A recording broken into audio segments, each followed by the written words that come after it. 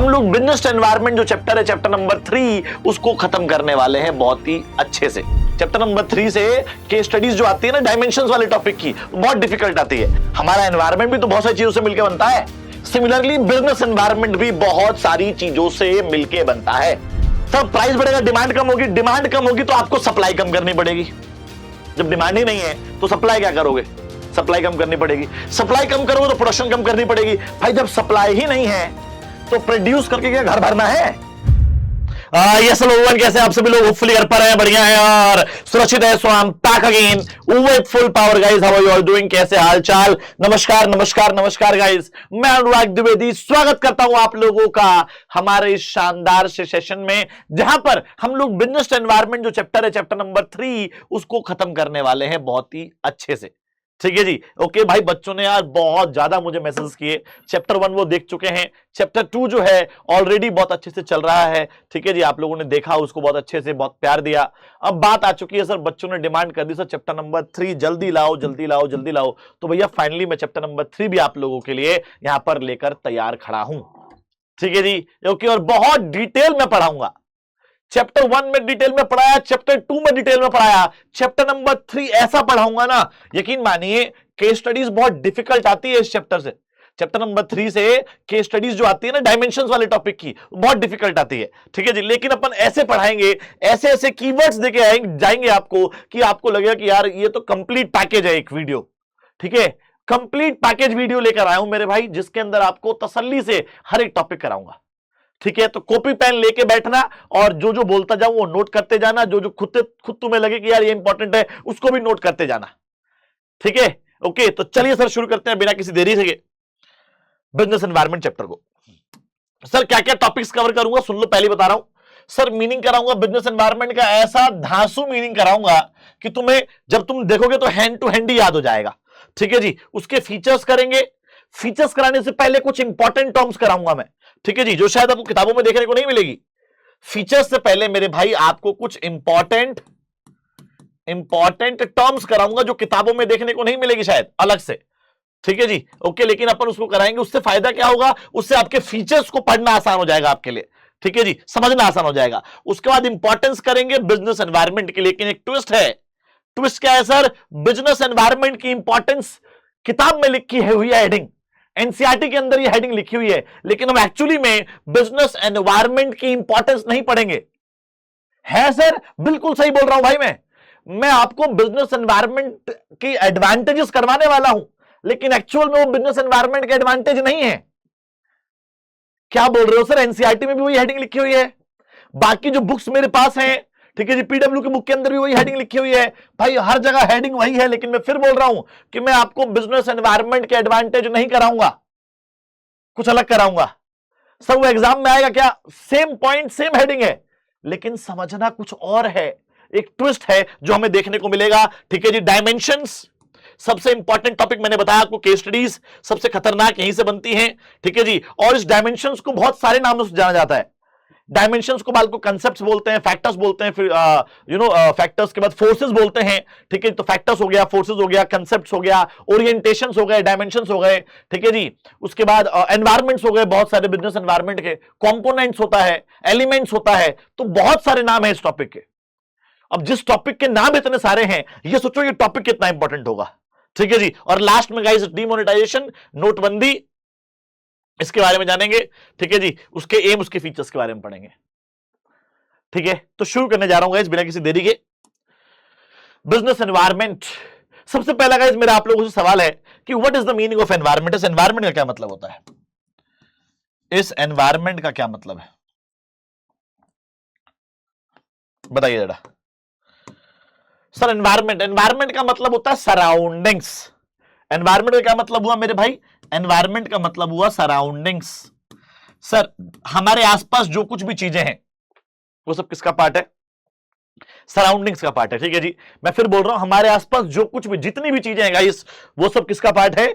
वो सब जो है सराउंडिंग्स का पार्ट है। धरती, अग्नि, पानी, आप, मैं, ये फोन आपका, इंटरनेट हो गया, है ना जी, ओके। जो ये रोशनी है, जो ये बादल है, जो ये बारिश है, जो ये चिड़िया है, जो ये हमारे जो जो गली में जो हमारे स्ट्रे डॉग्स हैं, ठीक है जी, ओके, घर में हमारे जो जो चीजें भी, सब कुछ एनवायरमेंट का पार्ट है गाइस।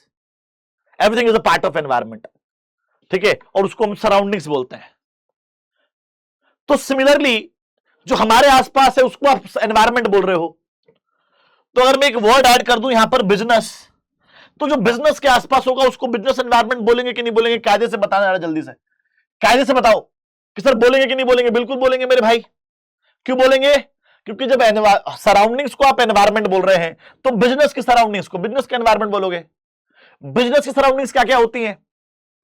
सुनिए सर, बिजनेस की सराउंडिंग्स होती हैं customer, debtors, suppliers, investors, creditors, competitors, है ना जी, okay, government, tax authorities, employees, profit loss, balance sheet etcetera. ये सब किसका पार्ट है? ये सब बिजनेस की सराउंडिंग्स का पार्ट है और इसको हम बिजनेस एनवायरनमेंट बोलते हैं। ठीक है जी, ओके, मतलब क्या हुआ सर? इतनी सारी चीजों से मिलकर बनता है बिजनेस एनवायरनमेंट। हमारा एनवायरनमेंट भी तो बहुत सारी चीजों से मिलकर बनता है।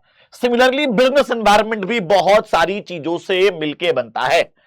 ठीक है, ओके, तो चलो भैया, मैं खुद से डेफिनेशन लिख रहा हूं आप लोगों के लिए। वैसे तो सेम डेफिनेशन लिख के भी लाया हुआ हूं, लिखी लिखी पीपीटी में मिल जाएगी, लेकिन लिख के पढ़ाने में ज्यादा मजा आता है। आपका क्या ख्याल है गाइस? आप बताइएगा कि लिख लिख के पढ़ाने में आपको ज्यादा मजा आ रहा है कि पीपीटी खोली, दिखाया, पढ़ा दिया, उसमें आपको ज्यादा मजा आता है? ये कमेंट में जरूर बताइएगा मेरे को। ठीक है जी, ओके, चलिए sir.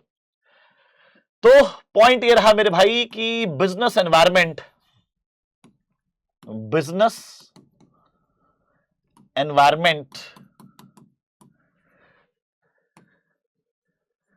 is the business environment is the sum total।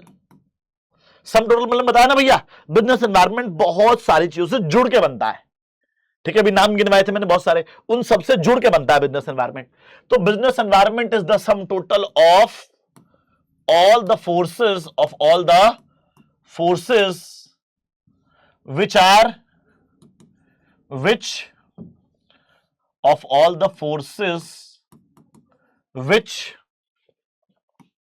are outside the control of the business, but it may affect our performances।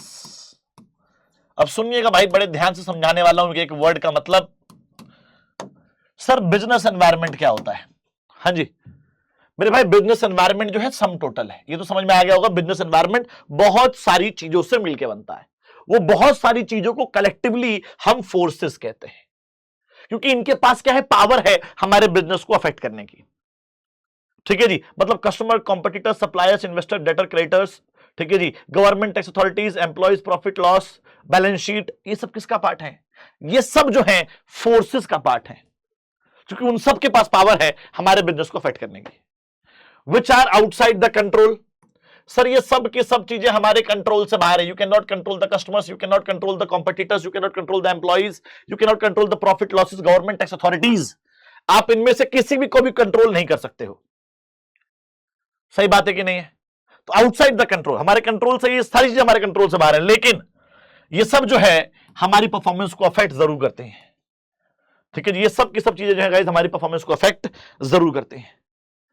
आई बात समझ में? आई बात समझ में गाइस? तो business environment is the sum total. Business environment उन सभी चीजों का टोटल है जो मेरे कंट्रोल से बाहर है, लेकिन वो मेरे बिजनेस को, मेरी परफॉर्मेंस को अफेक्ट जरूर करते हैं। ठीक है जी, ओके है जी, डन है जी। चलो आगे बढ़ते हैं सर। पढ़ के देखिए, सेम टू सेम है क्या? जल्दी से पढ़ो बाल को, सेम टू सेम है क्या? सेम टू सेम, हाँ जी। तो sir business environment means the sum total. Business environment sum total है ऑफ ऑल द फोर्सेस, उन सभी फोर्सेस का, that are outside the control, जो हमारे कंट्रोल से बाहर है। आउटसाइड द कंट्रोल, जो हमारे कंट्रोल से बाहर है, बट इट में अफेक्ट आवर परफॉर्मेंसेस, लेकिन ये हमारी परफॉर्मेंस को अफेक्ट जरूर करते हैं गाइस। ठीक है, सेम टू सेम हो गया।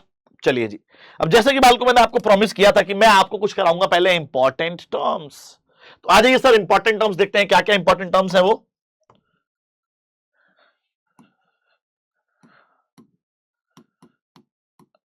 इंपॉर्टेंट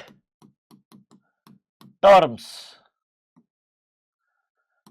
हाँ जी, पहला हो गया मेरे भाई sum total.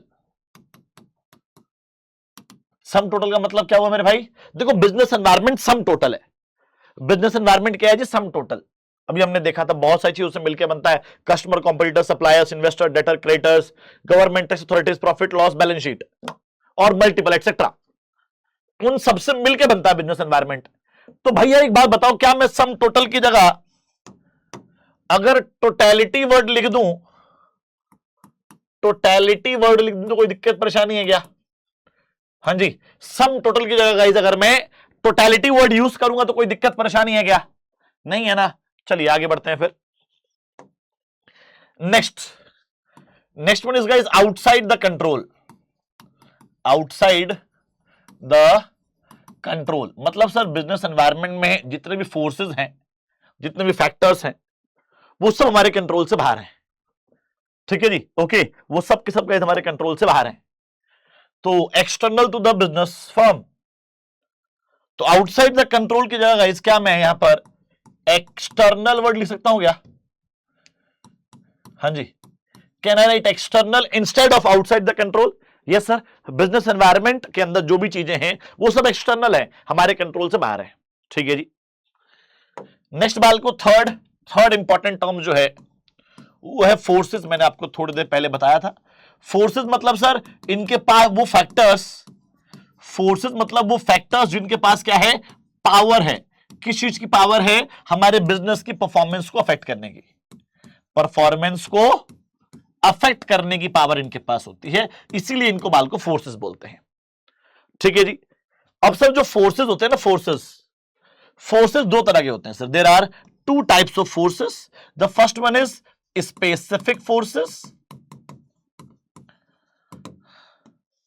And the second one is guys general forces. ठीक है जी, ओके।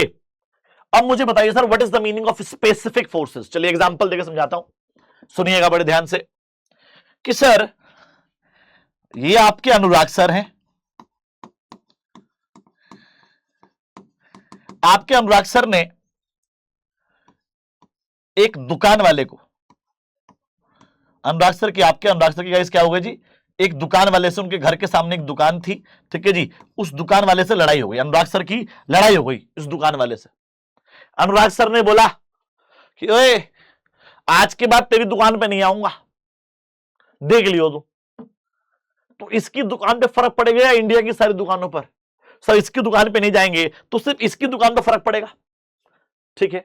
मेरा एक दोस्त था करण नाम का, ठीक है जी, ओके। मैंने उसको बोला करण भाई इसकी दुकान के जस्ट सामने एक और दुकान खोल दे भाई तू, इसकी दुकान के जस्ट सामने एक और दुकान खोल दे भाई तू। इसने इसकी दुकान के सामने दुकान खोल दी, तो मेरे दोस्त ने इसकी दुकान के सामने एक दुकान खोल दी। इसकी दुकान पर फर्क पड़ेगा या इंडिया की सारी दुकानों पर? सर इसकी दुकान पर। एक और मेरा दोस्त था सिद्धांत, सिड बोलते हैं उसको शॉर्ट फॉर्म में। मैंने सिड को बोला, सिड इसका इन्वेस्टर था, सिड जो है इसकी दुकान पे पैसा लगाता है, इन्वेस्टर है। मैंने बोला सिड अगर तू मेरा दोस्त है तो आज के बाद तुझे, मम्मी कसम है, आज के बाद तू जो है इसकी दुकान पे पैसा नहीं लगाएगा। उसने बोला भाई क्या बात कर दी तूने? ठीक है जी, ओके, मैं आज के बाद इसकी दुकान पे पैसा नहीं लगाऊंगा। तो इसके इन्वेस्टर ने इसकी दुकान पर पैसा लगाने से मना कर दिया। तो इसकी दुकान पर फर्क पड़ेगा इंडिया की सारी दुकानों पर? सर इसकी दुकान पर। तो वो फोर्सेस जो सिर्फ इसकी दुकान को अफेक्ट करेंगे, वो फोर्सेस जो इकलौती दुकान को अफेक्ट करेंगे, वो फोर्सेस जो एक पर्टिकुलर दुकान को अफेक्ट करेंगे, वो फोर्सेस जो एक स्पेसिफिक फर्म को अफेक्ट करेंगे, those forces are known as specific forces. ठीक है जी, तो मैं यहां पर लिख देता हूं guys, specific forces are those forces which affect to a specific firm, example बोले तो मैंने दो तीन तो नाम ले लिए। मैं कस्टमर था, ठीक है जी, एक कॉम्पिटिटर हो गया, ठीक है जी, उसके बाद एक इन्वेस्टर हो गया, ठीक है जी सर, उसके बाद हमारा जो है क्रेडिटर, डेटर, सप्लायर एटसेट्रा। ठीक है जी, ओके गाइस। सो ये सब किसका पार्ट है सर? ये सब किसका एग्जांपल है मेरे भाई? ये सब जो है हमारे स्पेसिफिक फोर्सेस का एग्जांपल है। किसका एग्जांपल है? स्पेसिफिक फोर्सेस का एग्जांपल है। Done, clear, okay. चलिए अब आते हैं सर जनरल फोर्सेस पे। तो मेरे भाई जनरल फोर्सेस वो फोर्सेस होते हैं जो सारी फॉर्म्स पर एक जैसा प्रभाव डालते हैं। मैं एग्जांपल देकर समझाता हूं सर। आईफोन 17 आया, ठीक है जी। तो एक बात बताओ, आईफोन 17 आने से आईफोन 16 के प्राइस कम हुए थे कि नहीं कम हुए थे? सर आईफोन 17 के आने की वजह से आईफोन 16 के प्राइस जो हैं वो कम हो गए थे। ठीक है जी, आईफोन 17 आने की वजह से आईफोन 16 के प्राइस एक दुकान पे कम हुए थे या सारी दुकानों पर? सर सारी दुकानों पे कम हो गए थे ना, तो क्या बोलेंगे इसको? सर क्या बोलेंगे? जनरल फोर्स, सारी फर्म्स पर एक जैसा प्रभाव डाल रहा है। ठीक है जी। अब मान लो कल को आईफोन 18 आएगा, आईफोन 18 आएगा, तो आईफोन 17 के प्राइस एक दुकान पर कम होंगे या सारी दुकानों पर? सर सारी दुकानों पर कम हो जाएंगे। सर जी सारी दुकानों पर इसके प्राइस कम हो जाएंगे। कौन सा फोर्स है सर? जनरल फोर्स है। ठीक है जी, okay. Sir single use plastic पे बैन लगाया गया, तो पेपर वाले स्ट्रॉ जो हैं एक दुकान पे मिल रहे हैं, आप सारी दुकानों पे पेपर वाले स्ट्रॉ ही मिल रहे हैं? कमेंट में जरूर बताइएगा। ठीक है जी। तो मैक्सिमम सर शॉप्स पर जो है, जो मतलब कहीं ना कहीं ब्रांडेड हैं, जो कहीं ना कहीं स्टैंडर्डाइज्ड हैं, वहां पर पेपर स्ट्रॉ ही मिल रहा है सर। एक दुकान पे या सारी दुकानों पर? सर सारी दुकानों पर। जनरल फोर्स सारी दुकानों पर एक जैसा प्रभाव डालता है। तो जनरल फोर्सेस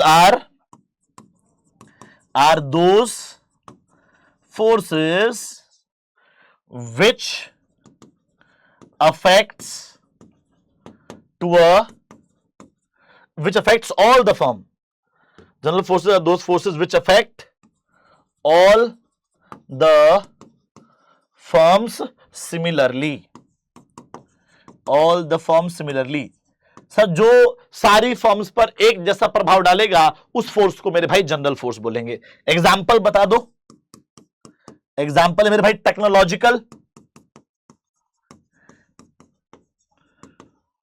लीगल बैन लगाया था सिंगल यूज प्लास्टिक पे, लीगल, पॉलिटिकल एटसेट्रा। ठीक है जी, technological, legal, political etcetera, these are the example of sir general forces. ठीक है जी, डन है जी, क्लियर है जी। चलिए आगे बढ़ते हैं सर। अब रीड करेंगे तो आपको, अब फीचर्स कराऊंगा ना, तो जब फीचर्स कराऊंगा आपको ज्यादा समझ में आएगा, गारंटी है मेरी। ये आपको अलग से कोई इंपॉर्टेंट टर्म्स दे किताब में नहीं लिखा हुआ है, ये आपको हमने दिया है। ठीक है जी, ओके। क्यों दिया है? ताकि आपका जो अगला टॉपिक है वो आपके लिए इजी हो जाए। अब आ जाओ इधर। Sir features of business environment. पहला feature, totality of external forces. अब आप बताओगे सर टोटलिटी का मतलब हमने थोड़ी देर पहले देखा था सम टोटल होता है। Yes sir. एक्सटर्नल का मतलब हमने थोड़ी देर पहले देखा था आउटसाइड द कंट्रोल होता है। बिल्कुल सही बात है सर। सर फोर्सेस का मतलब हमने देखा कि वो फैक्टर्स जिनके पास क्या है जी, जिनके पास पावर है हमारे बिजनेस को अफेक्ट करने की। तो सर बिजनेस एनवायरनमेंट उन सभी चीजों का, उन सभी फोर्सेस का, फैक्टर्स का टोटल है जो हमारे कंट्रोल से बाहर है। पहला पॉइंट क्लियर फीचर का। हाँ जी sir, business environment is the sum total of all the forces and factors external to the business firm outside the control of the business firm. ठीक है, डन। चलिए आगे बढ़ते हैं सर। नेक्स्ट है specific and general forces. Sir specific forces वो forces होते हैं, अभी थोड़ी देर पहले बताया था मैंने, जो एक स्पेसिफिक फर्म को अफेक्ट करते हैं। ठीक है जी। सर जनरल फोर्सेस वो फोर्सेस होते हैं which affect all the firms similarly. Affect all the firms similarly. वो होते हैं जनरल फोर्सेस। चलिए जी, अब एक एक्स्ट्रा बात, एक एडिशनल बात बाल को आपको बताता हूं।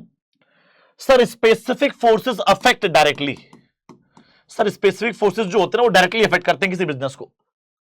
तो अगर एग्जाम में आता है कि which force affect directly to the business firm, so those forces are specific forces. या फिर अगर क्वेश्चन ऐसे आता है कि which force affect to a specific firm, एक दुकान के बारे में बोला जाए कि इसको अफेक्ट कर रहा है, या एग्जांपल में आ जाए कस्टमर, क्रेडिटर्स, कॉम्पिटिटर्स, सप्लायर्स, ये लोग अफेक्ट कर रहे हैं, तो answer will be specific force, specific forces.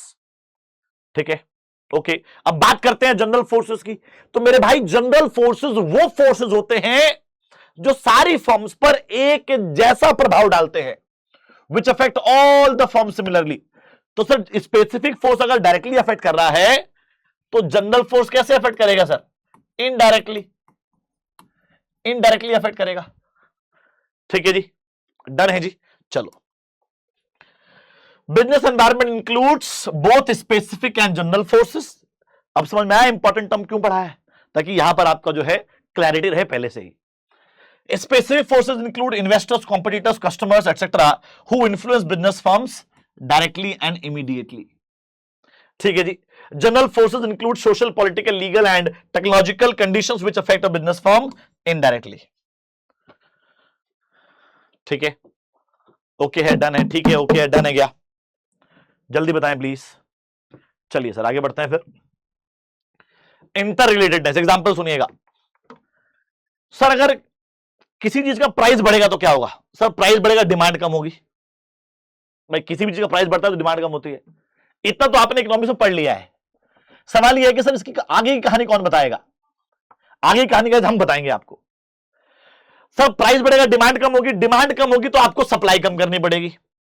जब डिमांड ही नहीं है तो सप्लाई क्या करोगे? सप्लाई कम करनी पड़ेगी। सप्लाई कम करोगे तो प्रोडक्शन कम करनी पड़ेगी। भाई जब सप्लाई ही नहीं है तो प्रोड्यूस करके क्या घर भरना है? हाँ जी, तो प्रोडक्शन कम करनी पड़ेगी। सर प्रोडक्शन कम करेंगे तो कॉस्ट बढ़ जाएगी। याद करिए इकोनॉमिक्स, जब हम लोगों ने प्रोडक्शन बढ़ाई थी तो कॉस्ट कम हो गई थी। अब उल्टा कर रहे हैं, प्रोडक्शन कम करोगे तो कॉस्ट बढ़ जाएगी, और कॉस्ट बढ़ जाएगी तो क्या होगा सर जी? प्रॉफिट मार्जिन जो है वो कम हो जाएगा। मतलब सर, मतलब ये कि एक फैक्टर में चेंज आया तो बैक टू बैक सारे फैक्टर्स में चेंज आ रहा है। क्यों आ रहा है सर? क्योंकि सारे फैक्टर्स आपस में इंटर रिलेटेड, इंटरकनेक्टेड है। ठीक है जी, okay. A change in one factor, a change in one factor may lead to changes in other factors। ठीक है जी, ओके जी, आगे बढ़ते हैं सर, नेक्स्ट की तरफ मूव करते हैं सर, है ना। पढ़ के देखो, all the forces factors of a business environment are closely interrelated. इसके अंदर बाल को अलग एग्जांपल दे रखा है। क्या दे रखा है मेरे भाई कि अगर लोग हेल्थ कॉन्शियस हो गए हैं, ज्यादा अवेयरनेस बढ़ गई है हेल्थ कॉन्शियसनेस को लेकर, तो लोग जो हैं organic food, roasted snacks, diet Coke, sugar free चीजें जो हैं ज्यादा पसंद करेंगे। तो हेल्थ कॉन्शियसनेस की वजह से डाइट कोक पे फर्क पड़ रहा है। हेल्थ कॉन्शियसनेस, डाइट कोक, एक फैक्टर की वजह से दूसरे फैक्टर में चेंज आ रहा है, आपस में इंटर रिलेटेड है इसलिए तो आ रहा है। ठीक है जी, डन है। For example, increased awareness of healthcare and has raised the demand for organic food and roasted snacks, diet coke, sugar free items। तो एक फैक्टर में चेंज आने की वजह से दूसरे फैक्टर में चेंज आता है, इसको बोलते हैं इंटर रिलेटेडनेस। नेक्स्ट बाल को, बिजनेस एनवायरनमेंट डायनामिक होता है। डायनामिक का मतलब क्या होता है मेरे भाई? डायनामिक का मतलब होता है चेंजेबल। तो बिजनेस एनवायरनमेंट क्या है मेरे भाई? बिजनेस एनवायरनमेंट चेंजेबल है, बिजनेस एनवायरनमेंट चेंज होता रहता है। एग्जांपल देखिए, मार्केट में कभी कभी बूम आएगा, फिर रिसेशन होगा, फिर एक टाइम पे डिप्रेशन हो जाएगा। ठीक है जी, डिप्रेशन के बाद रिकवरी होती है, और रिकवरी के बाद बाल को दोबारा से हम लोग बूम पर आ जाते हैं, है ना। एग्जांपल लेता हूं सर, दिवाली का जो टाइम पीरियड है वो बूम वाला है, हर चीज बिकती है सर वहां पर, मार्केट में बहुत पैसा है, सब लोग सेलिब्रेट करते हैं। क्या है जी? बूम का टाइम है। दिवाली के बाद का टाइम रिसेशन हो जाएगा। ठीक है जी, फिर जनवरी में जब शादियां वादियां नहीं होती हैं 15 दिन, 15 दिसंबर से 15 जनवरी बिल्कुल डिप्रेशन। उसके बाद फरवरी में गाइस, ठीक है जी, ओके, तो वैलेंटाइन वगैरह वीक आता है, फिर होली आती है सर, है ना, फिर बूम पहुंच जाता है। तो क्या है सर? बिजनेस एनवायरनमेंट क्या है सर? डायनामिक है। डायनामिक मतलब चेंजेबल है सर, बिजनेस एनवायरनमेंट चेंज होता रहता है सर। ठीक है जी, ओके है जी। तो business environment is dynamic in nature. Dynamic मतलब changeable in nature, which keeps on change, change होता रहेगा इस with the change in the technology. Technology बदलेगी तो बिजनेस एनवायरनमेंट बदलेगा। सर कंज्यूमर्स की नीड बदलेगी तो बिजनेस एनवायरनमेंट बदलेगा, फैशन बदलेगा तो बिजनेस एनवायरनमेंट बदलेगा। ठीक है जी, तो ओके जी, चलो नेक्स्ट है अनसर्टेनिटी। अनसर्टेनिटी का मतलब क्या होता है? Difficult to predict. Sir difficult to predict का क्या मतलब हुआ मेरे भाई? बिजनेस एनवायरनमेंट जो है उसके अंदर प्रेडिक्ट करना बड़ा मुश्किल है कि कब चेंज आएगा, कौन सा चेंज आएगा, कितने बजे चेंज आएगा। It is very difficult to predict. Example देकर समझाता हूं सर, कि सर अब यूएस और ईरान का जो वॉर चल रहा है ये कब खत्म होगा? कितने दिन और चलने वाला है? कितना लॉस और होगा? जब मान लो ठीक हो जाएगा तो एकदम से प्रॉफिट होगा, एकदम से लॉस होगा? शेयर मार्केट ऊपर जाएगी, नीचे जाएगी? तो it is very difficult to predict the business environment. Business environment dynamic होता है, चेंजेबल होता है, कब क्या चेंज आएगा, उससे क्या इंपैक्ट पड़ेगा, क्या कितना प्रॉफिट होगा, कितना लॉस होगा, ये सब कैलकुलेट करना बहुत ही प्रेडिक्ट करना बहुत ही डिफिकल्ट होता है। ठीक है जी, okay. So business environment is uncertain. Uncertain मतलब अनिश्चित है मेरे भाई, कुछ भी निश्चित नहीं है, कभी भी कुछ भी हो सकता है। तो इसी अनिश्चित की वजह से it is difficult to predict, ये प्रेडिक्ट करना बहुत मुश्किल है कि फ्यूचर में क्या हैपनिंग्स हो सकते हैं, है ना, एनवायरनमेंट में क्या चेंजेस हो सकते हैं एंड उसका इंपैक्ट क्या पड़ेगा बिजनेस के ऊपर, फुल एक्यूरेसी से हम कैलकुलेट नहीं कर सकते हैं। ठीक है, ओके, डन। चलिए अगला है कॉम्प्लेक्सिटी। कॉम्प्लेक्सिटी मतलब difficult to understand. Sir business environment को समझना it is very difficult. Why it is very difficult sir? क्योंकि देखो, एक साथ बिजनेस को समझोगे, बिजनेस के एनवायरनमेंट को समझोगे तो समझ में नहीं आएगा, क्योंकि सारे फैक्टर्स आपस में इंटररिलेटेड है ना, तो बहुत उलझन सुलझन हो जाएगी। तो it is very difficult to predict the business environment in totality, but it is easy to understand in parts. एक साथ बिजनेस एनवायरनमेंट को समझना बहुत मुश्किल है, लेकिन पार्ट्स में, टुकड़ों में अलग अलग बिजनेस एनवायरनमेंट को समझने की कोशिश करोगे तो समझ में आ जाएगा। ठीक है, पढ़ के देखते हैं sir. Business environment is complex, बहुत कॉम्प्लेक्स है ना, and it is a combination of many factors. Business environment complex है, बहुत ही फैक्टर्स से इंटररिलेटेड है, बहुत सारी चीजों का कॉम्बिनेशन है, तो which is easy to understand in parts. तो बिजनेस एनवायरनमेंट को पार्ट्स में सेपरेटली समझना आसान है, but it is difficult to understand in totality. Business environment को टोटलिटी में एक साथ समझना जो है बहुत ज्यादा मुश्किल है। ठीक है जी, ओके जी, डन है जी। चलो अगला ऐसा रिलेटिविटी। रिलेटिविटी का मतलब क्या हुआ मेरे भाई? देखो यार, रिलेटिविटी का मतलब ये हुआ कि बिजनेस एनवायरनमेंट जो है अमेरिका का अलग होगा। अब मैं एग्जांपल देके समझाता हूं सर। एक हो गया अमेरिका, है ना जी, और एक हो गया इंडिया। अब मैं आपसे पूछता हूं, साड़ी की डिमांड अमेरिका में कम है भैया, अमेरिका में साड़ी की डिमांड कम है, इंडिया के अंदर जो है साड़ी की डिमांड ज्यादा है। बिल्कुल सर, ठीक है जी। सर बेसिकली अमेरिका के अंदर सर जी लॉन्ग कोट की जो डिमांड है वो ज्यादा है ना जी, ओके। और सर अगर हम बात करें किसकी, सर इंडिया के अंदर लॉन्ग कोट की डिमांड जो है, लॉन्ग जो बड़े वाले कोट होते हैं ठंड वाले, उसकी जो डिमांड है भैया, लॉन्ग कोट की डिमांड जो है वो कम होगी। ठीक है जी, ओके जी। सर अमेरिका के अंदर अगर देखा जाए तो आप देखोगे भैया नॉनवेज जो है वहां पर कंटेंट ज्यादा होता है। ठीक है जी, उसकी डिमांड ज्यादा है। सर इंडिया के अंदर जो है सर जी वेज की डिमांड जो है वो ज्यादा है। तो भैया वहां का बिजनेस एनवायरनमेंट अलग हो गया, यहां का बिजनेस एनवायरनमेंट अलग हो गया। क्यों? क्योंकि सर वहां का tradition, culture, beliefs, norms, festival अलग है, यहां का tradition, culture, beliefs, norms, festival अलग है। वहां का बिजनेस एनवायरनमेंट अलग है, यहां का बिजनेस एनवायरनमेंट अलग है। क्यों? क्योंकि यहां का बिजनेस एनवायरनमेंट यहां की चीजों से रिलेट करता है, वहां का बिजनेस एनवायरनमेंट वहां की चीजों से रिलेट करता है गाइस। ठीक है, ओके। तो vary from country to country, region to region and form to form. Sir Shimla का बिजनेस एनवायरनमेंट अलग होगा और दिल्ली का बिजनेस एनवायरनमेंट अलग होगा। ठीक है जी, ओके। फला कंपनी का बिजनेस एनवायरनमेंट अलग होगा और फला कंपनी का जो है बिजनेस एनवायरनमेंट अलग होगा। तो हर चीज का बिजनेस एनवायरनमेंट अलग अलग होता है, कंट्री टू कंट्री अलग अलग होता है, रीजन टू रीजन अलग अलग होता है, स्टेट टू स्टेट अलग अलग होता है, फर्म टू फर्म अलग अलग होता है। ठीक है, इसीलिए सर बिजनेस एनवायरनमेंट जो है काफी ज्यादा रिलेटिव है, वो अपने आसपास की चीजों से रिलेट करता है। पढ़ के देखते हैं sir. Business environment is a relative concept, बहुत ज्यादा रिलेटिव कॉन्सेप्ट है। whose impact differs from, ये रहा कीवर्ड देखो, from country to country, region to region and form to form. ठीक है जी, ओके है जी। चलो आगे बढ़ते हैं सर, है ना। तो बिजनेस एनवायरनमेंट के ये क्या है भैया, सारे फीचर्स हैं। Totality of external forces, specific and general forces, interrelatedness, dynamic, uncertainty, complexity and relativity. Done. चलिए आगे बढ़ते हैं सर। अब आते हैं importance of business environment. Business environment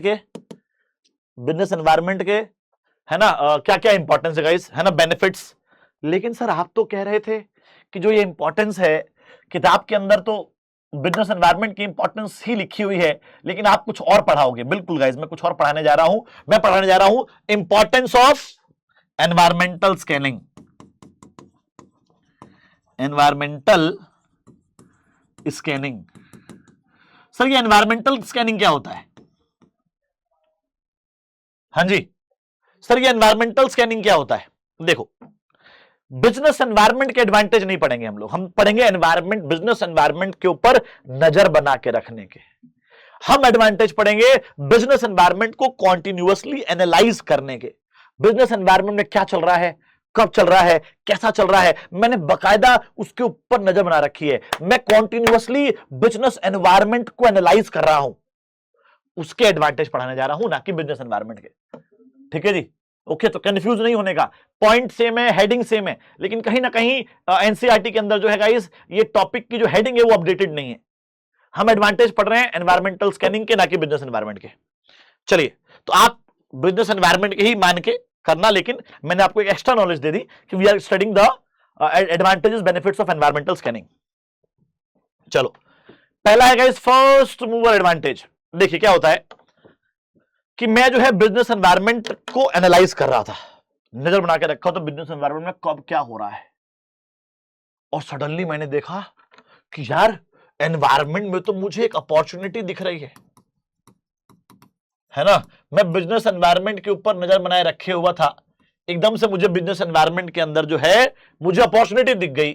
मैंने क्या कर लिया, मैंने उस अपॉर्चुनिटी को सबसे पहले ग्रैब कर लिया। तो अगर आप बिजनेस एनवायरनमेंट की स्टडी कर रहे हो, अगर आपको अपॉर्चुनिटी दिखती है और अगर आप अपॉर्चुनिटी को सबसे पहले ग्रैब कर लेते हो, तो उसको आपको जो है बेनिफिट मिलता है, और उस बेनिफिट को बोलते हैं फर्स्ट मूवर एडवांटेज। ठीक है जी, सबसे पहले ग्रैब करने पे आपको एक बेनिफिट मिलेगा, और हम लोग उस बेनिफिट को क्या बोलते हैं sir? First mover advantage. Clear है? एग्जांपल देके समझाता हूं। सर भारती एयरटेल, क्या नाम बताया मैंने बताया भैया भारती एयरटेल। एयरटेल का नाम जो है पहले गाइस क्या था? भारती एयरटेल था। एयरटेल का नाम गाइस पहले भारती एयरटेल था। इंडिया की पहली टेलीकॉम नेटवर्क प्रोवाइडर कंपनी थी, और आप यकीन मानिए 15, 20, 30 रुपए लेते थे 1 मिनट की कॉल के। 15, 20, 30 रुपए लेते थे 1 मिनट की कॉल के, भारती एयरटेल। सर इतने पैसे उस जमाने में? हाँ, और सबसे शॉकिंग बात ये भी सुनो कि फोन उठाने के भी पैसे देने होते थे। आज तो अनलिमिटेड कॉल फ्री है, और उठाने के तो पैसे कभी देने नहीं पड़े, मतलब मेरे होश में तो नहीं देने पड़े, लेकिन उस जमाने में देने पड़ते थे। क्यों? क्योंकि भारती एयरटेल वाले फर्स्ट थे इंडिया के अंदर। उन्होंने देखा कि यार इंडिया के अंदर तो टेलीकॉम नेटवर्क प्रोवाइडर कंपनी है ही नहीं, उन्होंने उस अपॉर्चुनिटी को सबसे पहले ग्रैब कर लिया। बेनिफिट मिला, क्या बेनिफिट मिला? First mover advantage. Sir first mover advantage का मतलब क्या है? कि आपका प्रॉफिट आपके कॉम्पिटिटर्स के प्रॉफिट से ज्यादा होगा। ठीक है जी, ओके, पढ़ के देखते हैं सर।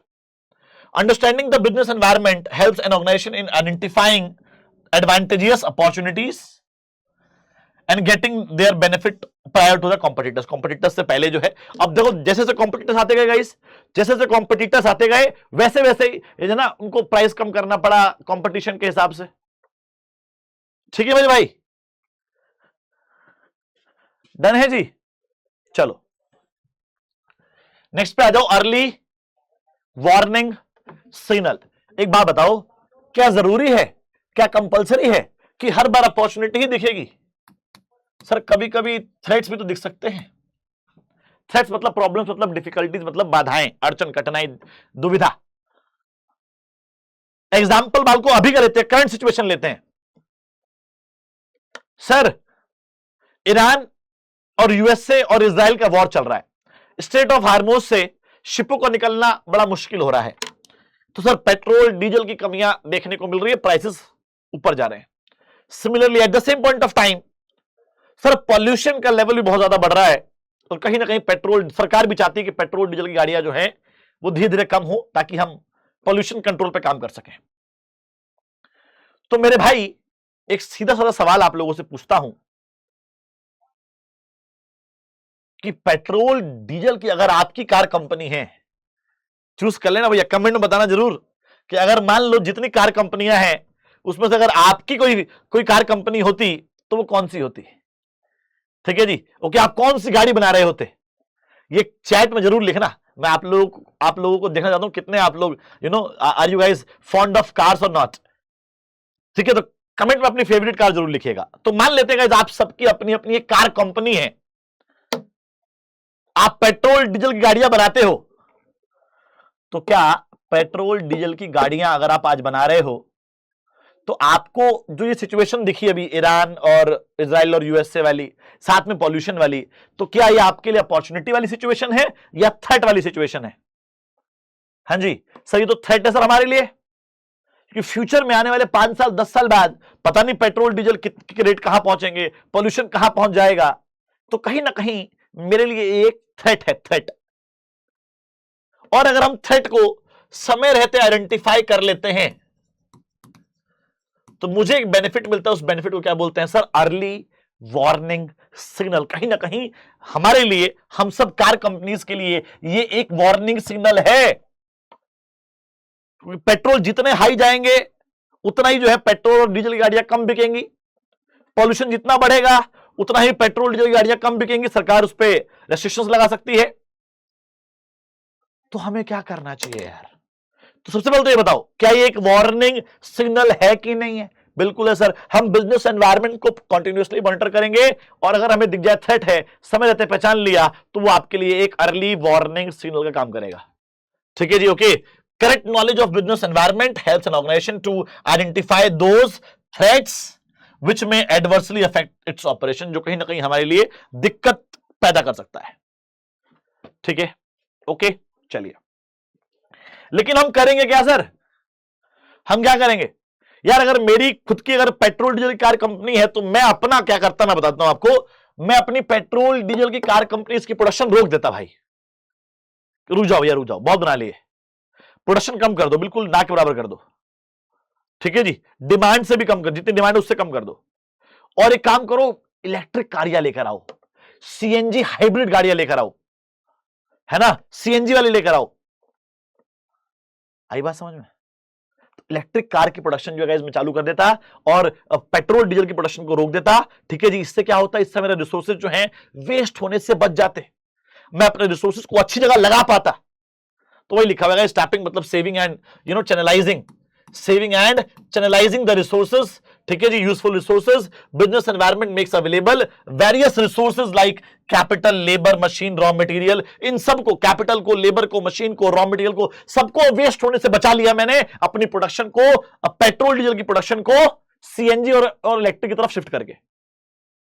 ठीक है जी, ओके है जी। और सर मैं अभी से प्लान कर रहा हूं, तो जब 5 साल बाद 10 साल बाद जब एक्चुअल ये चैलेंज आएगा तो बाकियों के लिए ढप्पा हो जाएगा। ढप्पा मतलब रैपिड चेंज। ढप्पा का मतलब क्या होता है भाई? ढप्पा का मतलब होता है रैपिड चेंज। तो बाकियों के लिए ढप्पा होगा, लेकिन हम तो कॉन्टिन्यूअसली बिजनेस एनवायरनमेंट को आज ही एनालाइज कर रहे हैं। तो 10 साल बाद जो प्रॉब्लम आएगी हमें आज पता है, तो 10 साल तक हम अपने आप को तैयार कर लेंगे। आने वाले चेंजेस 10 साल बाद, 5 साल बाद जो चेंजेस, जो प्रॉब्लम्स हमारे सामने, थ्रेट्स जो हमारे सामने आएंगी, ठीक है जी, ओके, उनके लिए हम अभी से तैयारी करके रखेंगे तो हम प्रिपेयर रहेंगे, सामना कर पाएंगे, कोपिंग कर पाएंगे। कोपिंग का मतलब होता है सामना करना। हम सामना कर पाएंगे, किनका किनका कर पाएंगे? टैकल कर पाएंगे। किनको टैकल कर पाएंगे मेरे भाई? आने वाले रैपिड चेंजेस को टैकल कर पाएंगे। ठीक है जी, डन है जी। So continuous study and scanning of business environment helps in knowing the changes which are taking place and thus they can be faced effectively, ताकि हम उसका सामना कर सकें, उनको फेस कर सकें। ठीक है जी, डन है जी। नेक्स्ट है assistance in planning and policy formulation. देखो यार, कभी भी आपको जिंदगी में प्लान एंड पॉलिसी बनाना है तो बिजनेस एनवायरनमेंट को जाने। कल को मान लो आपका, सर मैं तो पापा की दुकान पे बैठूंगा और सर एक नई दुकान खोलूंगा, सर मुझे तो एक्सपोर्ट करना है, सर मैं तो सर एक अपना एक फर्म खोलूंगा, फर्म अपनी, सर एक पार्टनरशिप फर्म खोलूंगा, सर मैं तो परचून की दुकान खोलूंगा। आप कोई भी बिजनेस करने जाओगे तो आपको बिजनेस एनवायरनमेंट की स्टडी करनी पड़ेगी। बिना बिजनेस एनवायरनमेंट की स्टडी किए आप कोई भी अच्छा प्लान नहीं बना सकते हो। मार्केट में क्या हो रहा है आपको पता ही नहीं है, गवर्नमेंट की पॉलिसीज क्या आपको पता ही नहीं है, कॉम्पिटिटर्स कितने आपको पता ही नहीं है, कस्टमर की रिक्वायरमेंट क्या आपको पता ही नहीं है, तो कौन सा बिजनेस खोल लोगे मेरे भाई? तो बिजनेस एनवायरनमेंट की स्टडी मस्ट है, नेसेसरी है, ठीक है जी। क्यों? क्योंकि हमें प्लान्स एंड पॉलिसी बनानी है इसलिए। तो कोई भी अच्छी प्लान एंड पॉलिसी बनाने से पहले आपको बिजनेस एनवायरनमेंट की स्टडी करनी पड़ती है। Understanding and analysis of business environment helps an organization in planning and policy formulation. ठीक है जी। तो अच्छे अच्छे प्लान्स एंड पॉलिसी बनाने के लिए आपको बिजनेस एनवायरनमेंट की स्टडी करनी पड़ती है। लास्ट पॉइंट इज मेरे भाई इंप्रूविंग परफॉर्मेंस।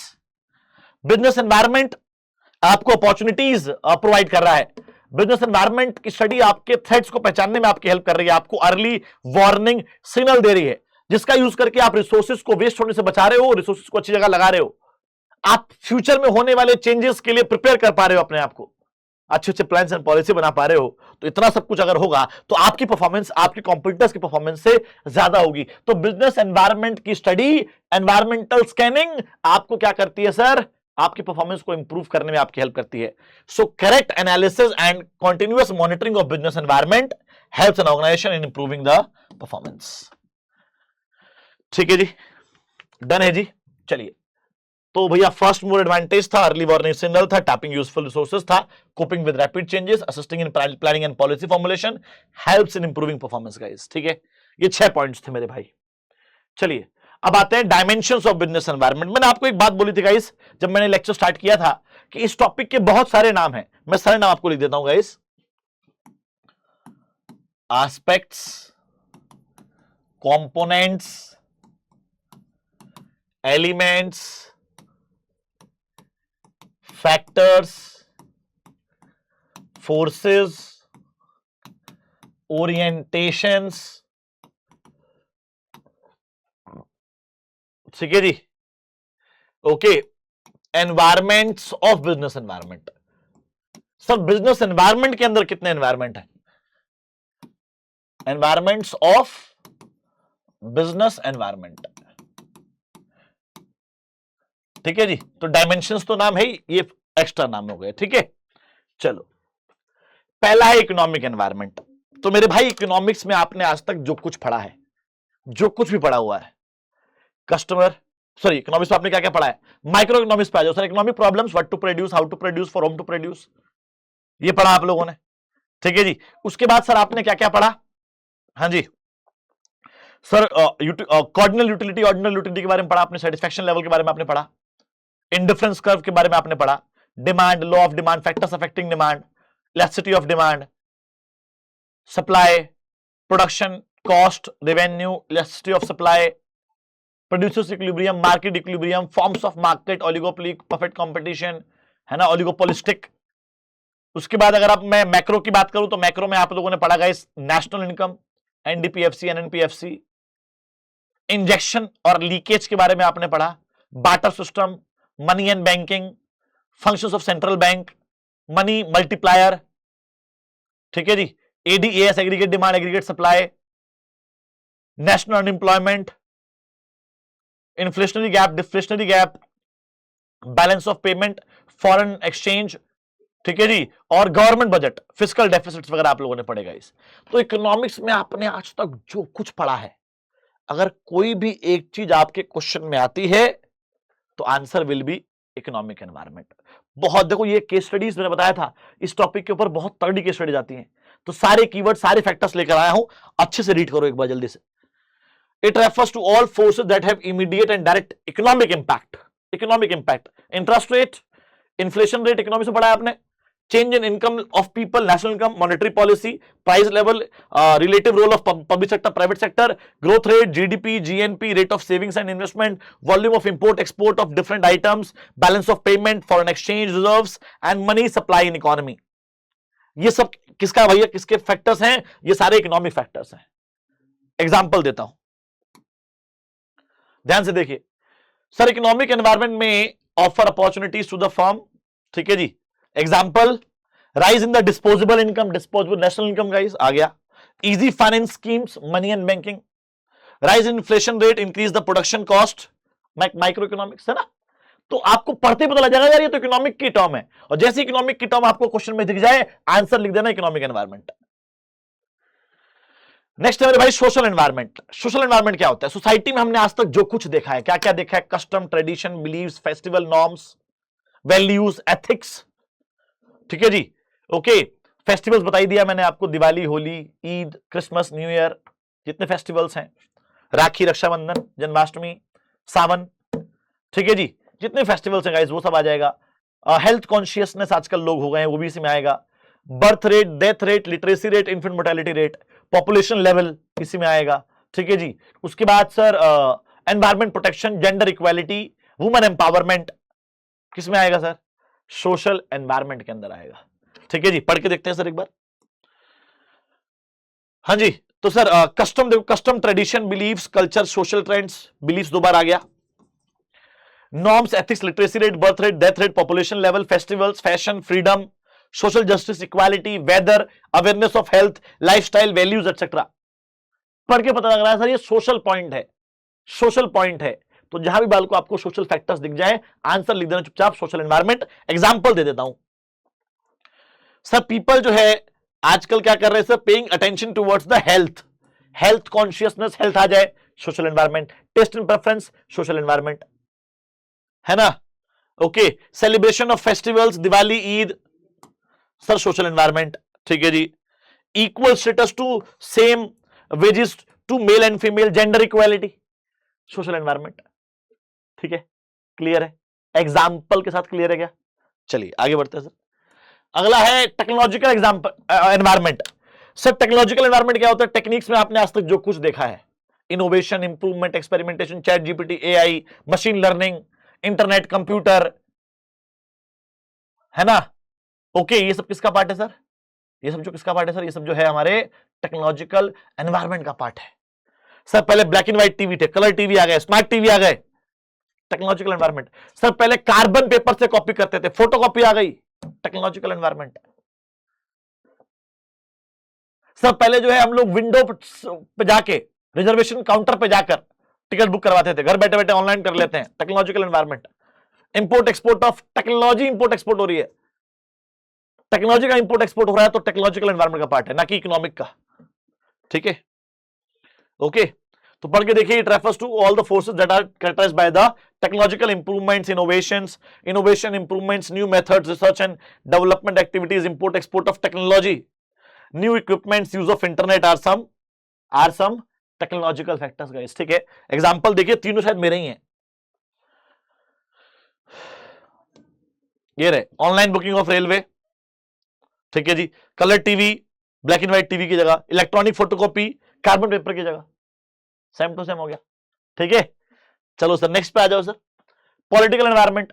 सर पॉलिटिक्स के अंदर हमने आज तक जो कुछ देखा है, political party, political leader, election, political ideology, विचारधारा।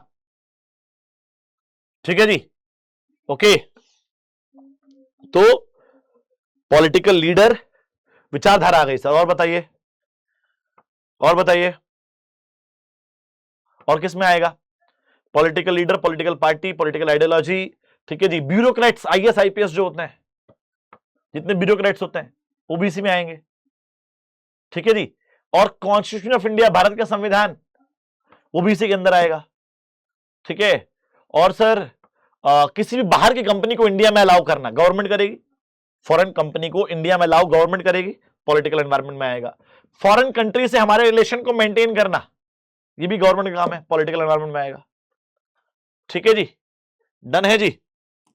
चलिए, तो it refers to all forces that are characterized by the political system, political condition, bureaucratic मतलब IAS IPS, attitude of government officials, government policies, constitution of India, Bharat का संविधान, prevailing political system, political ideology, विचारधारा, practices of ruling party क्या करती है, government का intervention कैसा है बिजनेस के अंदर, nature of relationship of our country with foreign countries, हमारा यूएसए से रिलेशन कैसा है, हमारा भूटान से रिलेशन कैसा है, हमारा रशिया से रिलेशन कैसा है, ये सब काम भी जो है पॉलिटिकल एनवायरनमेंट का होता है ना जी।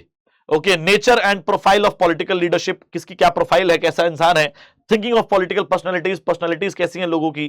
ठीक है जी, ये सब जो है हमारे, these are the political factors guys.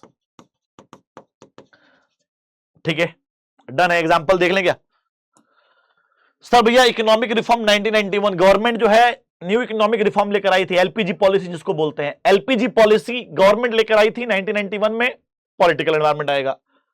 Janata government ने कोक और आईबीएम को बोला कि इंडिया से बाहर चले जाइए, किसी भी कंपनी को इंडिया में अलाउ करना, इंडिया से बाहर भेजना गवर्नमेंट का पावर है, गवर्नमेंट का काम है। बैंगलोर और हैदराबाद जो है आज की डेट में आईटी हब बन गया है, क्योंकि पॉलिटिकल सपोर्ट है, गवर्नमेंट का सपोर्ट है। ठीक है जी, ये सारे क्या है जी, पॉलिटिकल एनवायरनमेंट के पार्ट है।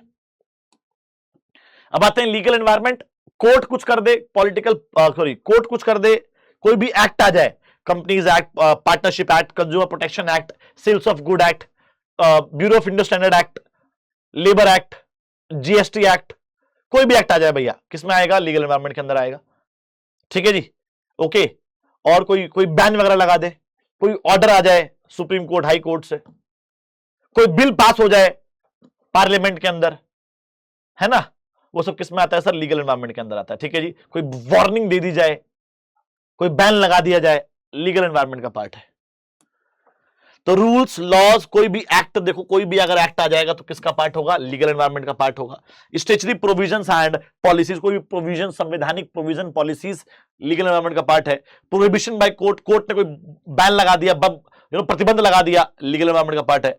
लेजिस्लेशन, कोई बिल पास हो गया गाइस पार्लियामेंट में, है ना, किसका पार्ट है, लीगल एनवायरनमेंट का पार्ट है। कोर्ट ने या कोई स्टेट लेजिस्लेचर ने, है ना, एडमिनिस्ट्रेटिव ऑर्डर दे दिया, कोर्ट की जजमेंट आ गई, कोई भी कमीशन एजेंसीज के ऑर्डर्स, डिसीजंस हो गए, ये सब किसका पार्ट है जी, लीगल एनवायरनमेंट का पार्ट है। ठीक है, ओके जी, एग्जांपल पढ़ लीजिए। अल्कोहल की एड जो है टीवी में नहीं आ सकती सर, लॉ है sir, legal environment. Smoking cigarettes package जो है, सिगरेट के पैकेज के ऊपर स्टेशनरी वार्निंग लिखी होनी चाहिए। ठीक है जी, ओके, स्टेशनरी वार्निंग लिखी होनी चाहिए सिगरेट के पैकेज पे, दैट इज लीगल एनवायरनमेंट का पार्ट है सर, ये भी। ठीक है, ओके, डन, क्लियर है। अब आते हैं sir last topic, that is demonetization, नोटबंदी। सर 8 नवंबर 2016 को गवर्नमेंट ऑफ इंडिया ने 1000 और 500 के नोट बंद कर दिए, एक्सेप्ट करना मना कर दिया as a legal currency, as a legal tender. तो cancellation of a particular currency, एक पर्टिकुलर करेंसी को कैंसिल कर देना इकोनॉमी में से, इसको क्या बोलते हैं, इसको बोलते हैं डीमोनेटाइजेशन, नोटबंदी। हाँ जी गाइस, तो demonetization is the withdrawal of a particular currency from circulation. तो सर्कुलेशन में से जो भी सर्कुलेशन है, पैसे का सर्कुलेशन है, उसमें से 500, 1000 के नोट रख लिए कि अब इसको यूज नहीं करेंगे, उसको क्या बोलते हैं, इसको बोलते हैं गाइस डीमोनेटाइजेशन। ठीक है जी, ओके। सर 500, 1000 के नोट बैन कर दिए गए थे, बंद कर दिए गए थे, और 2000 के नोट को इंट्रोड्यूस किया गया था ताकि फ्लो बढ़ा लें, फ्लो कम ना हो जाए, है ना, दिक्कत ना हो जाए लोगों को, और बाद में उस 2000 के नोट को बंद कर दिया गया। तो demonetization is the withdrawal of particular currency from circulation in India. It was introduced by the government on November 8, 2016, in which 1000 and 500 notes were no longer accepted as a medium of exchange. तो पैसे के रूप में, exchange करने के रूप में 500, 1000 के नोट को एक्सेप्ट नहीं किया जाएगा। ये 8 नवंबर 2016 को रात को 8 बजे मोदी जी आके जो है अनाउंस करके गए थे। उसके बाद 2000 के नोट को बाल को इंट्रोड्यूस किया गया ताकि जो है लिक्विडिटी को बढ़ाया जा सके, पैसे का फ्लो जो है उसमें गड़बड़ ना हो जाए। ठीक है सर, क्यों किया गया, क्या एम था इस नोटबंदी का, करप्शन को रोकना था भैया। 2000 के नोटों से, सॉरी 1000 के नोट से करप्शन बहुत तेजी से हो रहा था भाई, अब एक अटैची में आ जाता तो बहुत सारे पैसे। ठीक है जी, ओके, तो करप्शन को रोकना था, जो लोगों ने घर के अंदर छुपा रखे थे पैसे, उसको वही बंद करवा देना था, है ना। ब्लैक मनी जो आप लोगों ने छुपा रखी थी, जिन्होंने भी ब्लैक मनी छुपा रखी थी, उस ब्लैक मनी को खत्म कर देना। तिजोरियों में गड्ढे खोद के, चावलों के डब्बों में ब्लैक मनी जो छुपा रखी है, ठीक है जी, उसको वहीं वहीं खत्म कर दिया गया। Sir counterfeit the use of demonetisation, denomination note for illegal activities. तो जो बाहर से फंडिंग आई थी, नोटबंदी क्यों की गई, जो इलीगल एक्टिविटीज के लिए, है ना, इलीगल क्रिमिनल एक्टिविटीज के लिए जो भी पैसा यूज हो रहा था, उसको भैया अगर मान लीजिए कहीं बाहर से फंडिंग आई है, ये काम करवाना है, तो अगर वो नोट बंद हो जाएंगे तो वो चलेंगे ही नहीं, तो वो काम भी नहीं हो पाएगा, इलीगल एक्टिविटी भी नहीं हो पाएगी। ठीक है जी, फीचर्स क्या है सर इस नोटबंदी के, क्या क्या फीचर्स थे। पहला सर, टैक्स की मैनेजमेंट को सुधारना, जो लोगों ने घरों के अंदर ब्लैक मनी छुपा रखी थी उसको बैंक में लेके जाओ, उसको बताओ कि क्या बैंक ब्लैक मनी है आपके पास, ठीक है जी, ओके, और उसमें कुछ फाइन पे करो और वो पैसा जो है आप कन्वर्ट कर सकते थे। तो people with black money had to declare their unaccounted wealth, उनको डिक्लेयर करना था अनअकाउंटेड वेल्थ को, ठीक है जी। तो टैक्स की मैनेजमेंट को सुधारा गया। चैनलाइजिंग सेविंग्स, सर घरों के अंदर तिजोरी में जो पैसा पड़ा हुआ है उसको बैंकों तक लाया गया ताकि बैंकों के पास पैसे की सप्लाई बढ़ सके। तो चैनलाइजिंग मतलब transferring savings. Cashless less cash economy, sir वो एक मूवमेंट थी। डिमोनेटाइजेशन के बाद आप सोचो ना यार, कितना UPI and Paytm and phone पे कितना यूज होता है, गूगल पे कितना यूज होता है, उससे पहले कितना होता था, ठीक है जी, ओके। तो कहीं ना कहीं लेस कैश इकोनॉमी की तरफ गाइस हमारी एक मूवमेंट थी ये। एलिमिनेशन ऑफ टेरर फंडिंग, तो टेरर के रूप में यूज किया जाने वाला पैसा जो लोगों के पास पहुंच गया था, तो उसको अगर बंद कर देंगे तो टेररिस्ट उस पैसे को यूज नहीं कर पाएंगे क्योंकि वो अनअकाउंटेड पैसा है, ठीक है जी। तो टेरर फंडिंग को भी गाइस खत्म करना था, उसको एलिमिनेट करना था, उसके लिए भी नोटबंदी की गई। And that's it, that's it.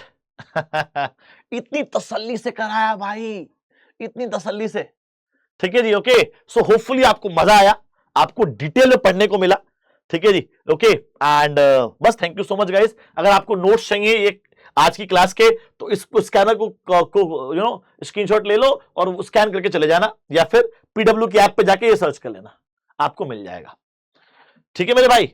अगर आप भाई हमारे व्हाट्सएप चैनल से जुड़ना चाहते हैं, जुड़ सकते हैं, ये स्कैनर है, ठीक है। और अगर आप हमारे टेलीग्राम चैनल से जुड़ना चाहते हैं गाइस, तो ये स्कैनर है, ठीक है, ओके। चलिए जी, और कुछ भी है क्या?